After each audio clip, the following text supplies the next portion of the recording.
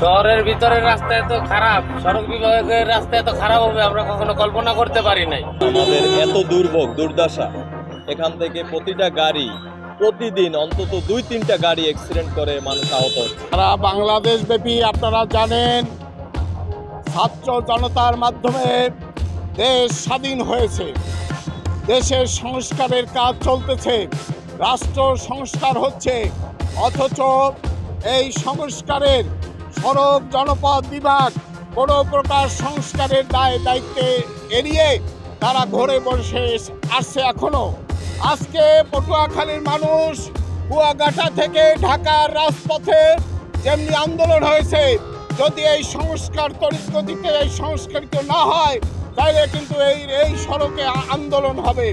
এবং আপনারা আগামী দিনে এই নতুন বাংলাদেশ গড়ার জন্য আপনাদের সরকার যখন যে দায়িত্ব দিবে সেই দায়িত্ব ইনশাল্লাহ কঠিনভাবে পালন করবেন। এই দুই রাস্তা একটা গ্যাপ আছে, যেখানে স্লোপ আছে, সেখানে হাঁটু পরিমাণ পানি এখনো আছে। জানি না আপনারা রাষ্ট্র সংস্কার করার পরও আপনারা কেন এখনো সংস্কারে হাত দেন নাই, কেন আমাদের রাস্তা সংস্কার করতে হচ্ছে।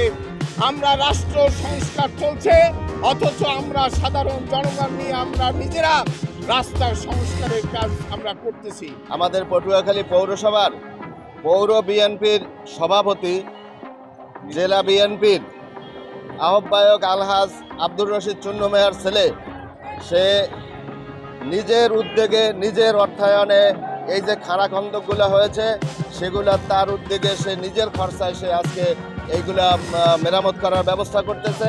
আপনারা দেখতে পাচ্ছেন পিছনে অবশ্যই সে একজন ফেরিওয়ালার মতো সে কাজগুলো করে যাচ্ছে এবং আপনার ওই ইটগুলো দিয়ে খানাখন্দকগুলো রাস্তা যেখানে যেখানে ভাঙা আছে সেগুলো সে মেরামত করতেছে।